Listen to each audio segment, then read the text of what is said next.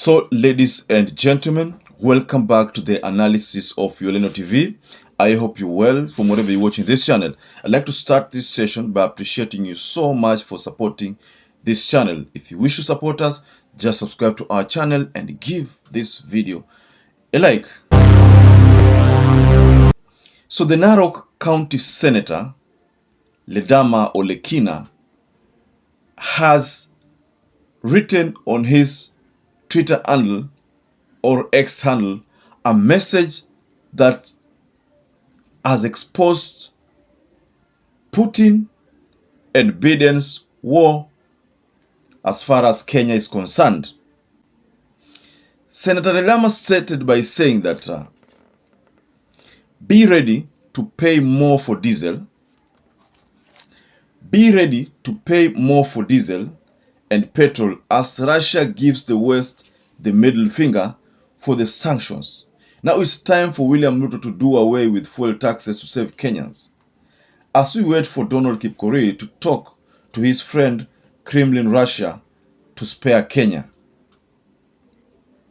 You see, there is a common notion in Swahili that fahali wawili wakipigana, nyasi ndio zinaumia. Fahali wawili wakipigana, nyasi ndio zinaumia. Have you ever heard of that kind of a Swahili saying? The Narok County and Azimio la Umoja One Kenya Coalition Party member Mr. Ledama Olekina told Kenyans to be ready to pay more for diesel. Because Russia has made it public that going into the future, they are dedicated towards seeing to it that they have banned the exportation of petrol and diesel to other parts of the world with communications coming from Moscow today. This move by the president of Russia, Mr. Vladimir Putin, will see to it that they have further congested the market supply of oil by a greater margin, since they are one of the leading exporters of the world oil supply. And this was shared through the X handle of Financial Times, and this said, the announcement comes as crude oil prices rise towards $100 per barrel. I think this is aimed at punishing countries that support the West. You see, this thing boils down to the BRICS debate. The BRICS debate is the reason why this issue is coming up.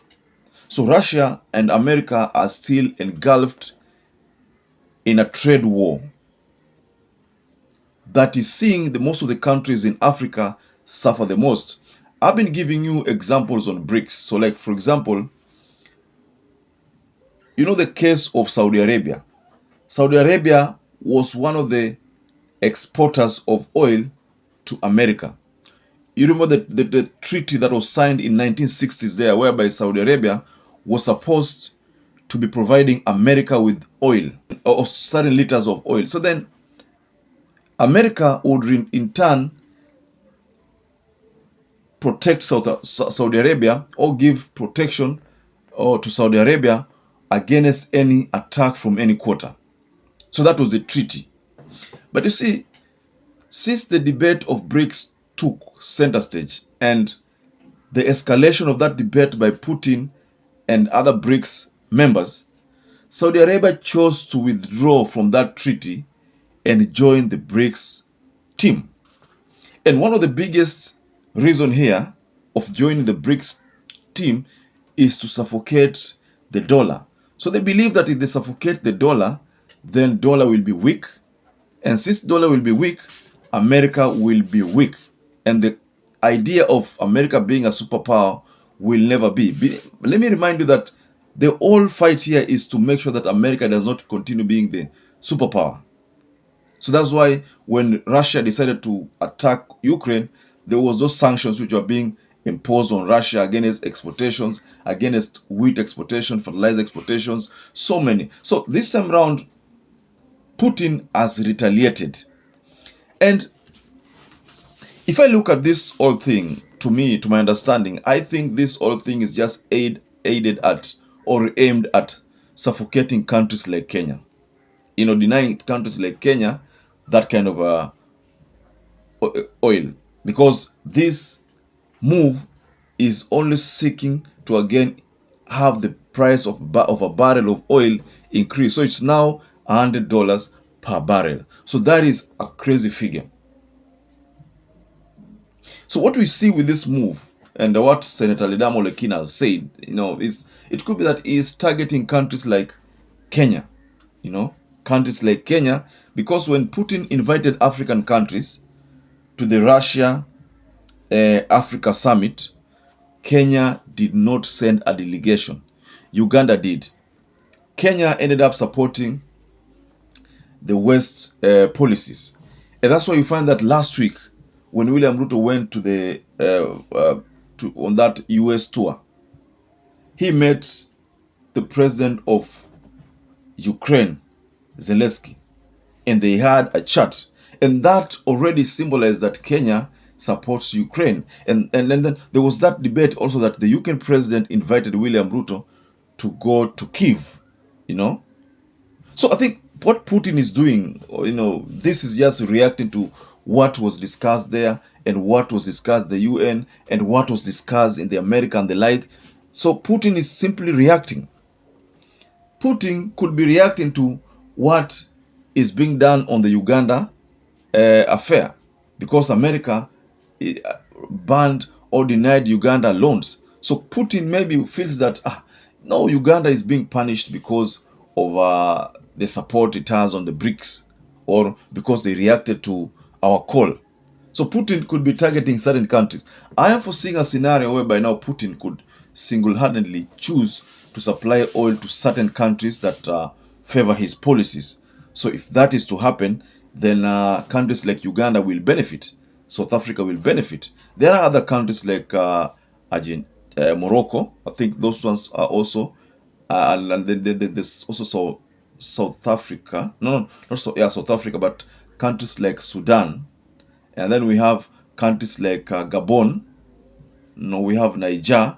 See, these are countries who are not allied to the West anymore. They prefer to go to the East as opposed to the West. So I think this is what we are seeing with all this statement from the Financial Times is merely a move by Putin to retaliate. So Putin is basically retaliating, attempt to suffocate the West with that supply of oil, which in turn is going to increase the price of oil per barrel, because the supply imeenda chini, demand iko juu. So the policy, the trade policy, when supply is down but the demand is high, of course the price of that commodity inaenda juu. So that is what's going to happen with the oil per barrel.